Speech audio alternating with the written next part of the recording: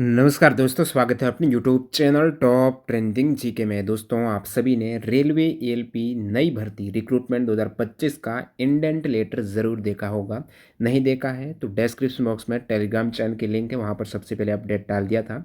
इस indent letter के मुताबिक आपकी 2025 एएलपी में 9,970 वैकेंसीज पर भर्ती आ रही है।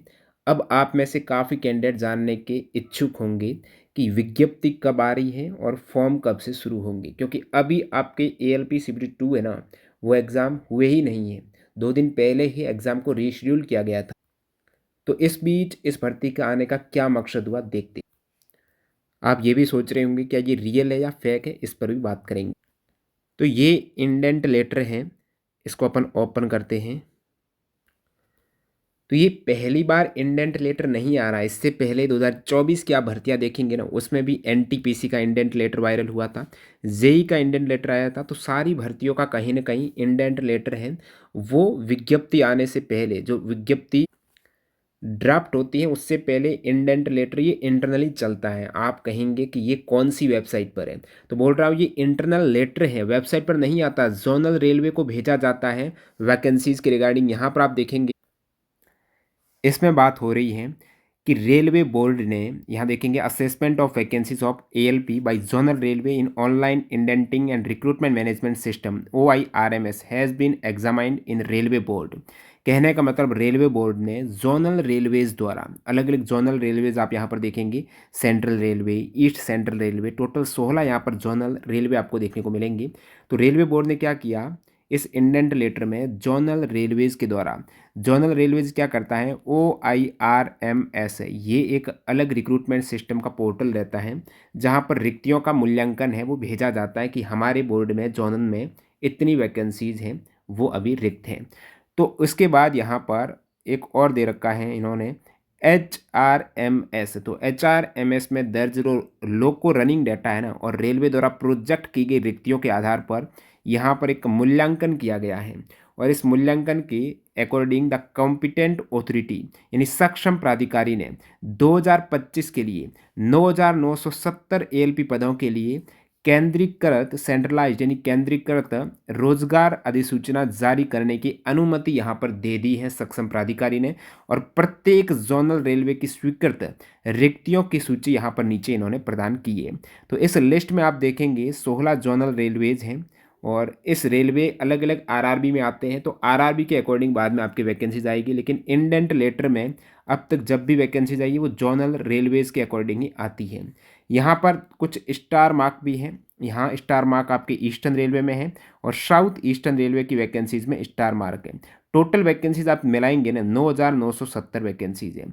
आप कहेंगे तो इनको अपन आरआरबी वाइज भी कर देंगे।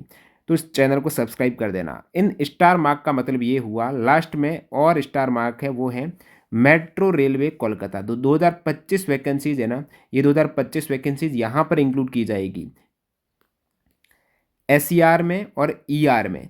अभी इसमें कितनी कितनी वैकेंसीज ऐड होगी, तो 225 में से 100 वैकेंसीज आपकी मेट्रो रेलवे कोलकाता की है, वो ER में जाएगी, और 125 वैकेंसीज SER में जाएगी। तो कुल मिलाकर यहाँ पर ER में जो ऊपर 768 दे रखा है ना, उसमें 100 और ऐड कर दो, 868 हो जाएगी। और 921 जो पहले दे रखी थी, सॉरी 796 जो SER में दे रखी है, उसमें 125 ऐड करेंगे, 921 हो जाएंगे। आप कहेंगे ये तो ज़्यादा हो गई वैकेंसी, 225 ज़्यादा नहीं हुई है, 225 को हटाना पड़ेगा। फिर ये मेट्रो रेलवे की इन्होंने अलग से बताई, ये बाद में हटाएंगे, ये SER और ER में इनको ऐड कर देंगे। तो ओवरऑल वैकेंसीज तो 9,970 ही रहने वाली है। अब आप सोच रहे होंगे क्या ये फेक नोटिस है? फेक नहीं है। इस टाइप से फेक नोटिस बिल्कुल नहीं आ सकता जहाँ पर ये स्टार मार्क की बात होती है, इतना डिटेल में बात होती है, और बिल्कुल ऑफिशियली है, इसमें कोई भी मिस्टेक नज़र नहीं आ रही है। और इंडेंट लेटर ये इंटरनली वायरल होता है, आपकी वेबसाइट पर ऑफिशियली CN देखने को मिलता है। जो केंद्रीकृत रोजगार आपकी अधिसूचना है ना, वही आएगी, न कि ये इंटरनल लेटर है ना। ये जोनल एक तरीके से लेटर भेजे जाते हैं, तो आपको क्यों बताएंगे ये वेबसाइट पर। अब नीचे देखेंगे यहाँ पर द जोनल डिस्ट्रीब्यूशन, बात करेंगे आपका कब तक ये रिक्रूटमेंट प्रोसेस आगे बढ़ेगा, वो डाटा के माध्यम से मैं बताने वाला हूँ। तो इस लाइन का क्या मतलब हुआ कि रिक्तियों के जो जोनल वितरण में इंटर रेलवे ट्रांसफर है ना, उनको ध्यान में रखा गया है, और जो रेलवे ट्रांसफर मंजूर हो चुके तो वहाँ पर रिक्तियों को कंसीडर किया गया है, और उसी अकॉर्डिंग ये लिस्ट तैयार की गई है। और फिर इन्होंने यहाँ पर आरक्षण के बारे में बताया कि जो फाइनल आपके आएगा ये प्रॉपरली रिजर्वेशन के according SC ST OBC EWS की सीट के अकॉर्डिंग आपका सीएन आना चाहिए। तो ये नीचे 19 मार्च की बात हो रही है, एग्जीक्यूटिव डायरेक्टर है रेलवे बोर्ड का, तो इसमें कोई मिस्टेक नहीं है। अब बात करते हैं कि ये वैकेंसीज कब तक आगे बढ़ेगी। 19 मार्च को आया है इंडेंट लेटर। आपने पहले एनुअल कैलेंडर देखा होगा रेलवे रिक्रूटमेंट का 2025 वाली वैकेंसीज है, उसमें बात हुई थी आपकी जनवरी से मार्च में एएलपी का ये एएलपी है ना, इसका नोटिफिकेशन आना है। तो इस हेतु यहाँ पर तैयारियाँ चल रही थी और इन्होंने ये इंडेंट लेटर जारी किया है। अब इसमें ये भी बात हुई थी कि वैकेंसीज कब तक की इसमें काउंट हो रही, जो 9,970 वैकेंसीज है ये कब तक की काउंट होकर आ रही। तो ये 30/6/2026 तक जितने भी आगामी रिटायरमेंट वगैरह वैकेंसीज रह जाएगी ना, वो सारी वैकेंसीज हैं। और ये काम चल रहा था आपके नवंबर 2024 से चल रहा था, और फिर बात हुई थी ड्राफ्टिंग की जनवरी 2025 में, लेकिन अभी इंडेंट लेटर ये फाइनल की तरफ है। और उस इंडेंट लेटर में आप नीचे देखते ये लाइन आप देखेंगे तो इसका मतलब है त्वरित कार्रवाई करना, आपको इमीडिएट एक्शन है। यानी जितने भी जोनल रेलवेज हैं, टोटल 16 जोनल रेलवेज, इनको निर्देश दिया जाता है कि वे संशोधित इंडेंट को OIRMS के माध्यम से RRB बेंगलुरु के साथ में परामर्श करके ये फाइनल करें। ये इंडेंट फाइनल करने की बात हो रही है। कब तक फाइनल करने की बात हो रही है? ये प्रक्रिया इस पत्र से 1 सप्ताह के भीतर पूरी की जानी चाहिए। आज जो 19 मार्च को है, नेक्स्ट 7 दिन में 1 सप्ताह के भीतर इस इंडेंट लेटर में कुछ भी संशोधन है वो करके फाइनल करना होगा। तो क्या फाइनल करते ही आपके सामने नोटिफिकेशन आ जाएगा? नहीं आएगा। कब आएगा बात करते। इससे पहले बात कर लेते हैं, आगामी आप रेलवे एग्जाम की तैयारी कर रहे हो ना 2025 में, साइंस के 1550 क्वेश्चंस 2024 एग्जाम से पूछे गए ना, ये सारे क्वेश्चन जो एएलपी में पूछे 300 साइंस की क्वेश्चंस एनसीईआरटी के चैप्टर वाइज किए हैं। टेक्नीशियन के 920, जेई के 270, आरपीएफएसआई के 92 क्वेश्चन है, जिसमें न्यूमेरिकल वगैरह के सारे अलग से क्वेश्चन हैं। ये आप डाउनलोड कर सकते हो ई बुक हमारी वेबसाइट से, जो आगामी सभी रेलवे एग्जाम्स के लिए वेरी फ्रूटफुल। साथ ही आपको चाहिए साइंस का कोर्स जिसमें पूरी तरह से एनसीईआरटी आधारित, रेलवे 2024 में एग्जाम्स हुए ना उन पर आधारित है। 6 से लेकर 10 तक एनसीईआरटी है। एनसीईआरटी से सवाल आ गया ना, इनसे बाहर नहीं आएगा, ये गारंटी है। लिंक डिस्क्रिप्शन बॉक्स में टीटीजी के कूपन कोड से आप चेकआउट कर सकते हो। हमारा टॉप ट्रेंडिंग जी के ऐप है और वेबसाइट, दोनों पर विजिट करके सारी इंपॉर्टेंट ई बुक और कोर्स की। तो मैं बता रहा था आपको, बात हुई पहले ही आपके ऑलरेडी क्लियर था कि जनवरी से मार्च में एएलपी का नोटिफिकेशन आना था। सो इंडेंट लेटर अभी आ रहा है, तो नोटिफिकेशन कब तक आ जाएगा। बात करते हैं इंडेंट लेटर के पास्ट रिकॉर्ड की। ये आरआरबी जेई का इंडेंट लेटर है, 2024 में आया था 13/6/2024 को, 13 जून 2024 को। इसमें भी जोनल रेलवेज वाइज वैकेंसीज की बात हो रखी थी। तो आप कहेंगे 13/6 को आया तो ऑफिशियल वैकेंसीज कब आ गई थी? और उस इंडेंट लेटर में आप देखेंगे ना 7,911 वैकेंसीज थी जेई की, ठीक है, 13/6 को। और जेई 2024 में CN03 2024 आई, जिसमें वैकेंसीज वही 7,951, यानी एग्जैक्टली उसके आसपास। और फॉर्म आपके शुरू हुए थे 30 जुलाई 2024 को। तो 13/6 को आया, 13 जून को आया और 30 जुलाई को फॉर्म स्टार्ट हुए। और भी प्रूफ बताऊंगा, ये तो एक उदाहरण है। यानी 1.5 मंथ के बाद, इंडेंट लेटर आने के 1.5 माह बाद है वो ऑफिशियल विज्ञप्ति आ गई थी। एक और इंडेंट लेटर आता आपकी 24 जुलाई 2024 को।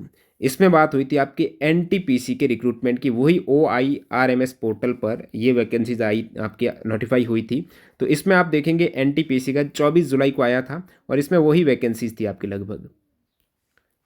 और इधर ऑफिशियल आप एनटीपीसी का देखेंगे ना, उसमें था आपके 24 जुलाई और यहाँ से आपकी 14 सितंबर। तो इसमें भी इस इंडेंट लेटर के लगभग 1 मंथ 20 दिन, ठीक है। जेई में देखा 1 मंथ आपके 15 डेज, तो लगभग 1.5 माह के बाद यहाँ पर नोटिफाई, इंडेंट लेटर के बाद वैकेंसीज हैं वो ऑफिशियली सेंट्रलाइज नोटिफिकेशन आ रहा है। तो अभी यहाँ पर बात करें इस ALP 2025 के इंडेंट लेटर, ये आज 19 मार्च को आ गया है, तो 19 अप्रैल 1 माह। फिर यहाँ पर आपकी मई में कभी भी मई के प्रथम 15 दिन में आपका हो सकता है नोटिफिकेशन आ जाए, फॉर्म स्टार्ट हो जाए।